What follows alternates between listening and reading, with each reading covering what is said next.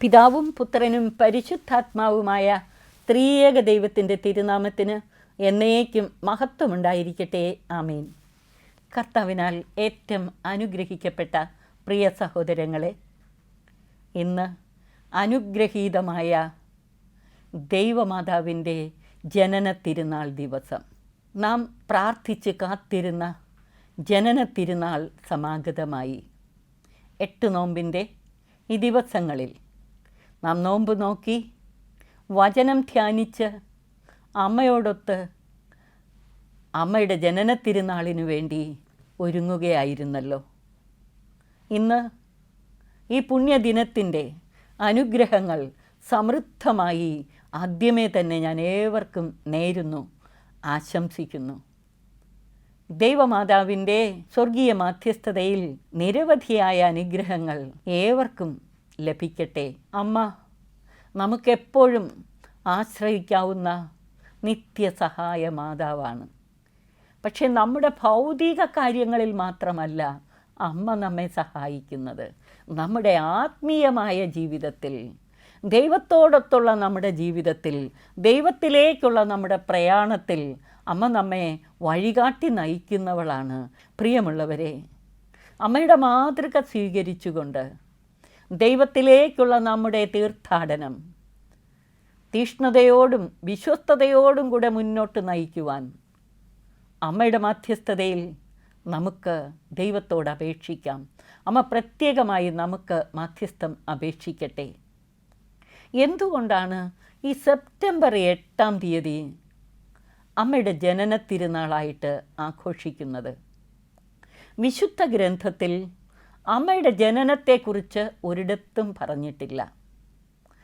എന്നാണ് അമ്മ ജനിച്ചതെന്ന് നമുക്ക് വ്യക്തമായി അറിയുകയുമില്ല. പക്ഷേ 7-ാം നൂറ്റാണ്ട് മുതൽ സെപ്റ്റംബർ 8 അമ്മയുടെ ജനന തിരുനാളായി ആഘോഷിച്ചു വരുന്നു.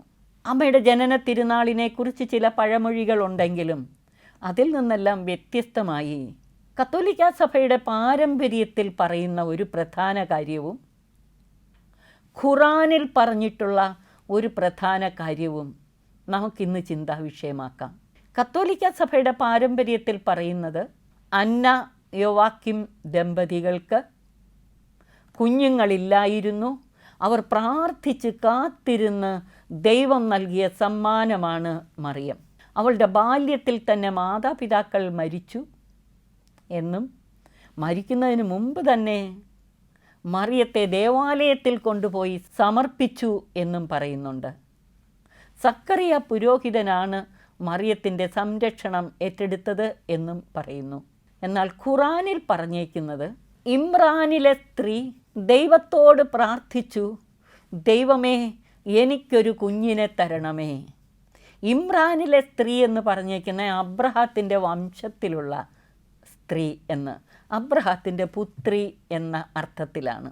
ഇമ്രാനിലെ സ്ത്രീ പ്രാർത്ഥിച്ചു, ദൈവമേ എനിക്കൊരു കുഞ്ഞിനെ തരണമേ.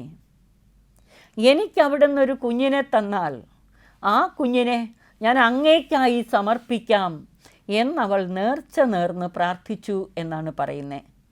ക്രൈസ്തവ പാരമ്പര്യത്തിലും അന്നായും യോവാക്കിം രണ്ടുപേരും പ്രാർത്ഥിച്ച് കാത്തിരുന്ന് കിട്ടിയ കുഞ്ഞാണ് മറിയം എന്ന് പറയുന്നുണ്ട്. ഖുറാനിൽ തുടർന്ന് പറയുന്നു, കുഞ്ഞ് ജനിച്ചപ്പോൾ പെൺകുഞ്ഞാണ്. അപ്പോൾ അന്നാമ്മ പറഞ്ഞു, ദൈവമേ പെൺകുഞ്ഞ് ആൺകുഞ്ഞിനെ പോലെ അല്ല. സാധാരണ ആൺകുഞ്ഞുങ്ങളെയാണ് ദേവാലയത്തിൽ ദൈവത്തിനായി സമർപ്പിക്കുന്നത്. പക്ഷേ ഇത് പെൺകുഞ്ഞ്. എങ്കിലും അന്നാമ്മ അവളുടെ സമർപ്പണത്തിൽ നിന്നൊട്ടും വ്യതിചലിച്ചില്ല. അവൾ പറഞ്ഞു, ദൈവമേ ഇവളെ ഞാൻ അങ്ങേക്കായി സമർപ്പിക്കുന്നു.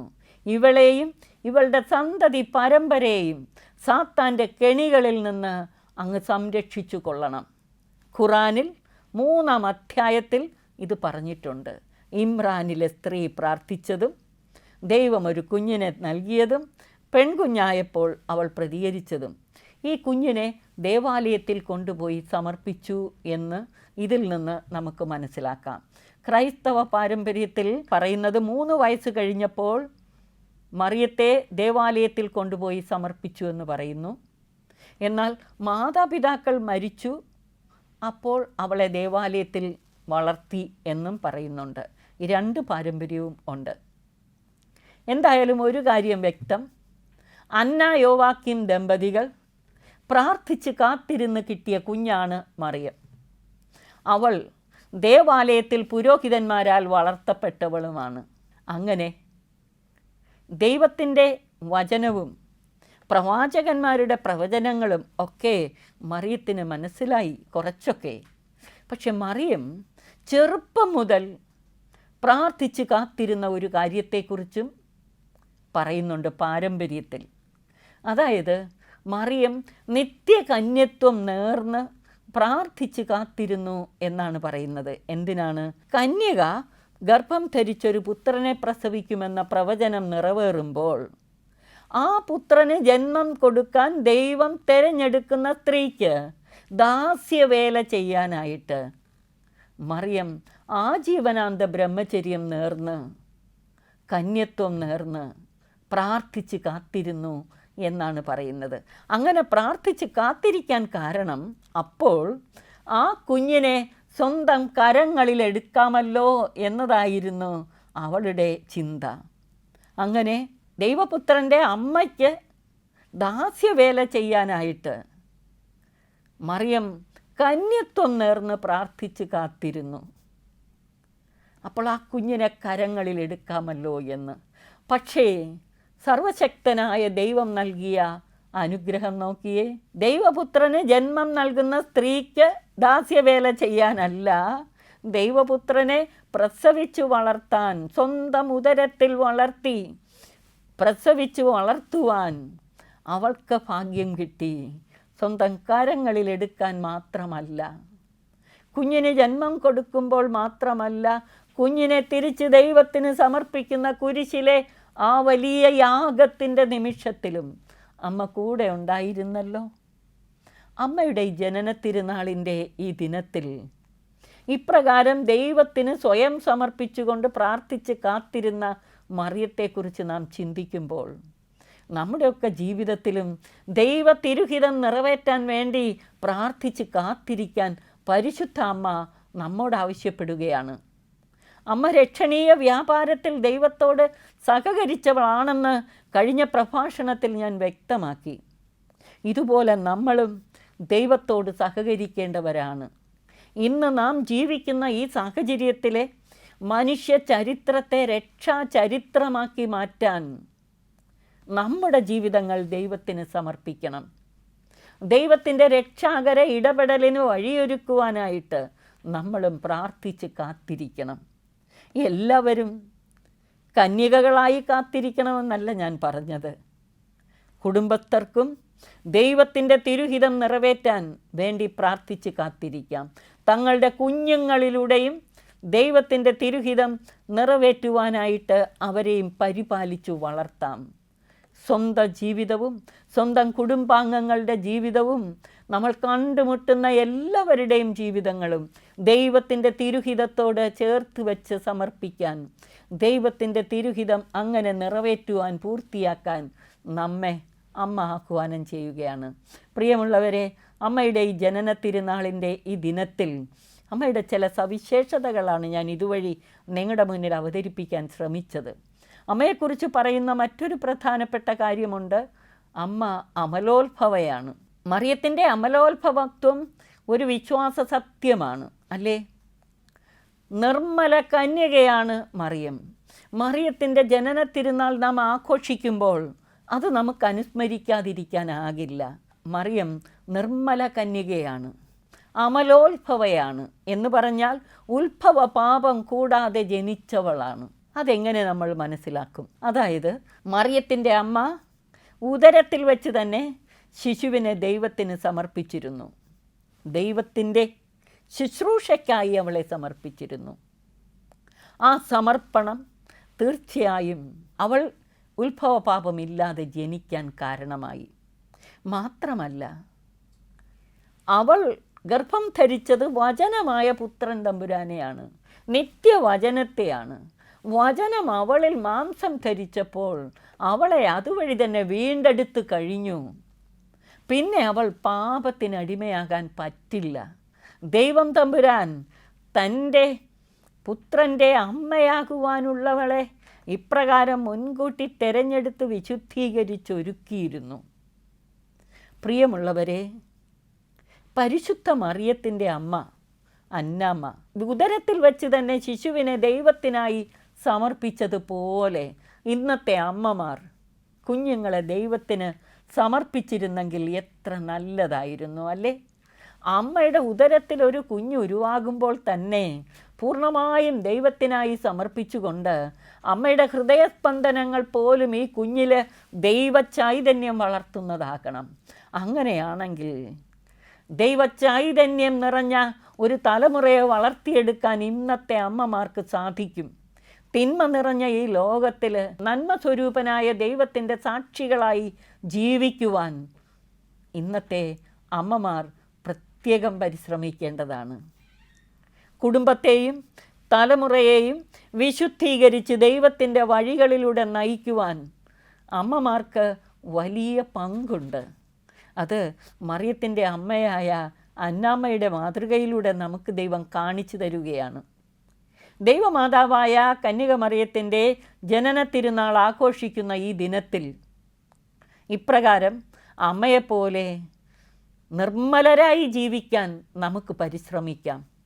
അമ്മ ഉത്ഭവ പാപം കൂടാതെ ജനിച്ചവൾ മാത്രമല്ല, അവൾ നിർമ്മല കന്യകയായി ആജീവനാന്തം ജീവിച്ചു.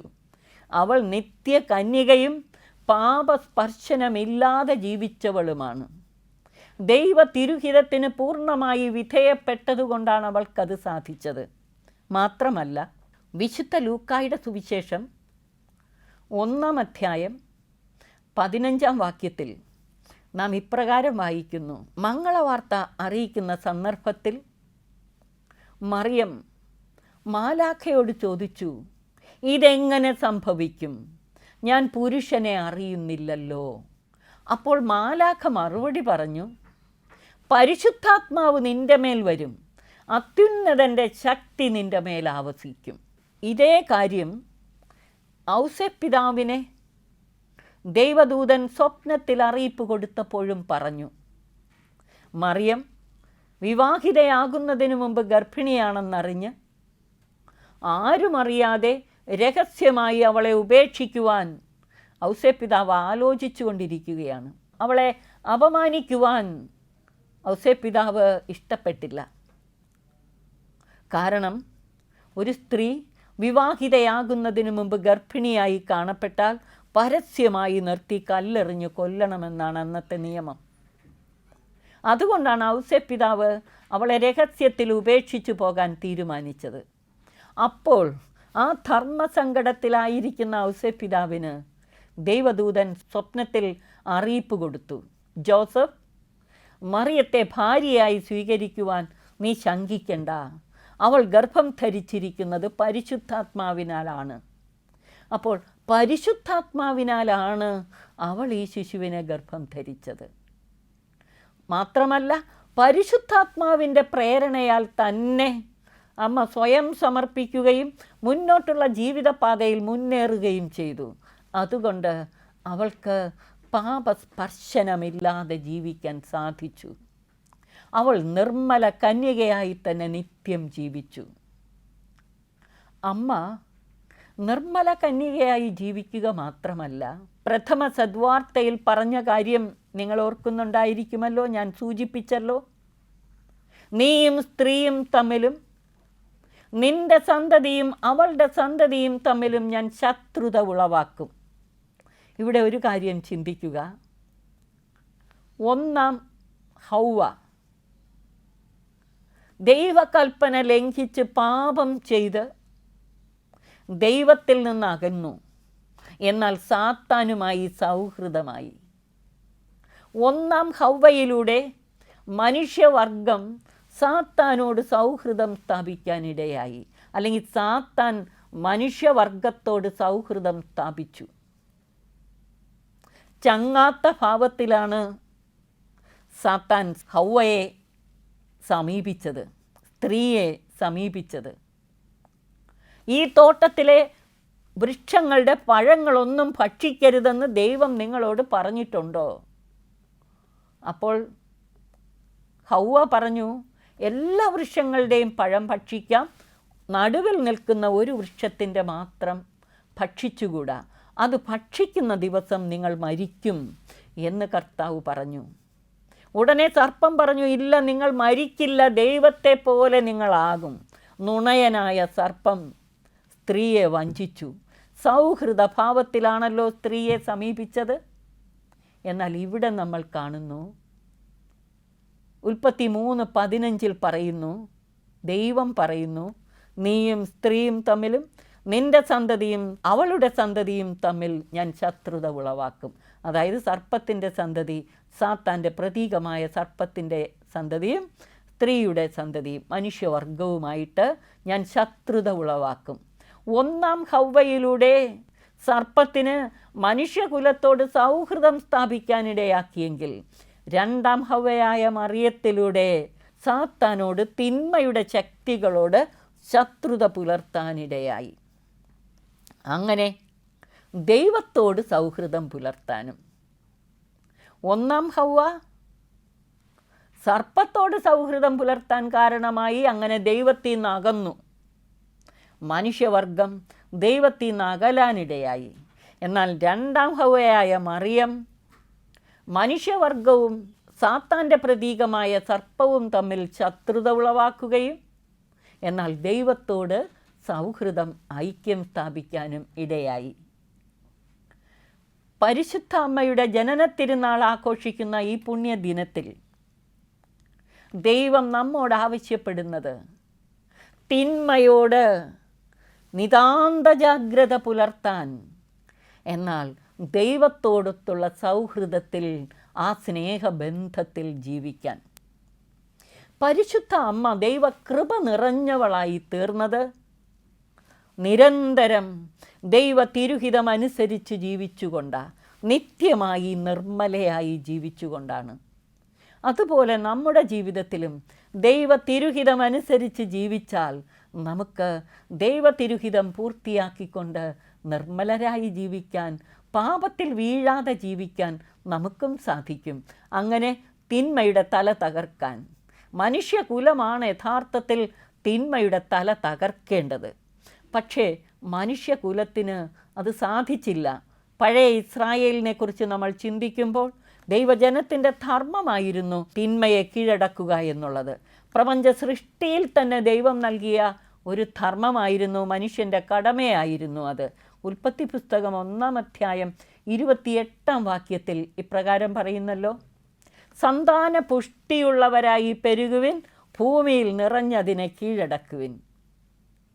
അതായത് ദൈവിക ഛായയിലും നന്മയിലും വർദ്ധിച്ചു വ്യാപിച്ച് നന്മയിൽ വളർന്ന് തിന്മയെ കീഴടക്കണം. ഇതാണ് മനുഷ്യനെ ദൈവമേൽപ്പിച്ച ധർമ്മം. ഈ ധർമ്മം നിറവേറ്റാൻ മനുഷ്യകുലത്തെ സഹായിക്കുവാൻ സഹകരിച്ചവളാണ് പരിശുദ്ധ മറിയം.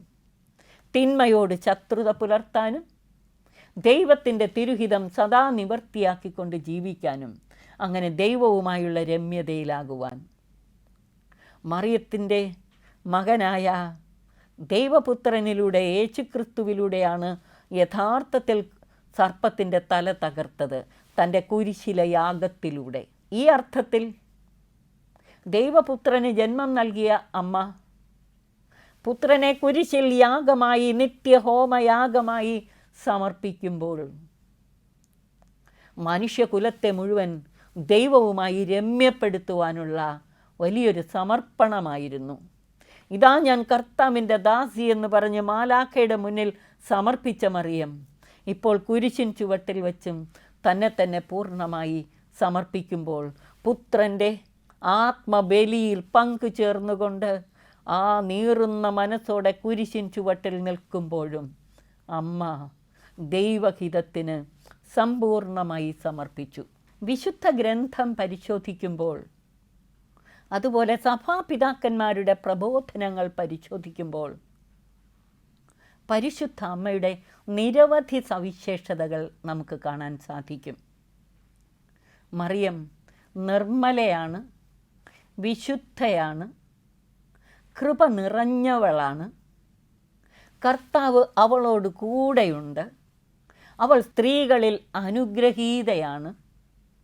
അവൾ സകലർക്കും അനുഗ്രഹ കാരണമാണ്. അവൾ കന്യകകളുടെ രാജ്ഞിയാണ്. ഇങ്ങനെ നിരവധി സവിശേഷതകൾ അമ്മയെക്കുറിച്ച് പറയാൻ സാധിക്കും നമുക്ക്. അവൾ സമ്പൂർണമായി ദൈവ തിരുഹിതത്തിന് സമർപ്പിച്ചവളാണ്. പുത്രനോട് ചേർന്ന് നിന്നുകൊണ്ട് ദൈവത്തിൻ്റെ രക്ഷണീയ വ്യാപാരങ്ങളിൽ അവസാനം വരെ സഹകരിച്ചവളാണ്. അവൾ നിർമ്മലയായി ജീവിക്കുകയും ദൈവപുത്രൻ്റെ രക്ഷാകര വ്യാപാരങ്ങളിൽ പൂർണ്ണമായി സഹകരിക്കുകയും ചെയ്തതിന് ദൈവം നൽകിയ സമ്മാനമാണ് അമ്മയുടെ സ്വർഗാരോപണം. നമുക്കറിയാം, അമ്മയുടെ ജനന തിരുനാളും സ്വർഗാരോപണ തിരുനാളും, ഓഗസ്റ്റ് 15 സ്വർഗാരോപണ തിരുനാൾ, സെപ്റ്റംബർ 8 അമ്മയുടെ ജനന തിരുനാൾ. ഇവ രണ്ടും വരുന്നത് തേജസ്കരണ കാലത്തിലാണ്. ഇതുവഴി നമുക്കും വലിയ പ്രത്യാശ നൽകുകയാണ്. അമ്മയുടെ സ്വർഗാരോപണം പോലെ ശരീരത്തോടുകൂടെ സ്വർഗത്തിലേക്ക് എടുക്കപ്പെടാനുള്ള ഭാഗ്യം അല്ലെങ്കിൽ യോഗ്യത നമുക്കില്ല. എന്നാൽ സ്വർഗഭാഗ്യത്തിന് അവകാശികളാകാൻ സാധിക്കുമല്ലോ. പാപം കൂടാതെ ജീവിച്ച് ദൈവവുമായുള്ള രമ്യതയിൽ ജീവിച്ച് അവിടുത്തെ തിരുഹിതം നിറവേറ്റി ജീവിച്ചാൽ നമുക്ക് സ്വർഗഭാഗ്യം ഉറപ്പുവരുത്താൻ സാധിക്കും. പരിശുദ്ധ അമ്മയ്ക്ക് ദൈവം നൽകിയ ഈ സ്വർഗാരോപണമെന്ന സമ്മാനം നമുക്ക് നൽകുന്ന വലിയൊരു പ്രത്യാശ കൂടെയാണ്, മനുഷ്യകുലത്തിന് നൽകുന്ന പ്രത്യാശ. അമ്മ ഉത്തമ പ്രത്യാശയുടെ മാതൃകയുമാണ്. കുരിശിൻ ചുവട്ടിൽ നിൽക്കുകയായിരുന്നു അമ്മ, തളർന്നു കിടക്കുകയായിരുന്നില്ലല്ലോ. എങ്ങനെ അമ്മയ്ക്ക് കുരിശിൻ ചുവട്ടിൽ നിൽക്കാൻ കഴിഞ്ഞു? ശിമയോൻ പ്രവചിച്ചില്ലേ, നിന്റെ ഹൃദയത്തിലൂടെ ഒരു വാൾ തുളച്ചു കയറുമെന്ന്.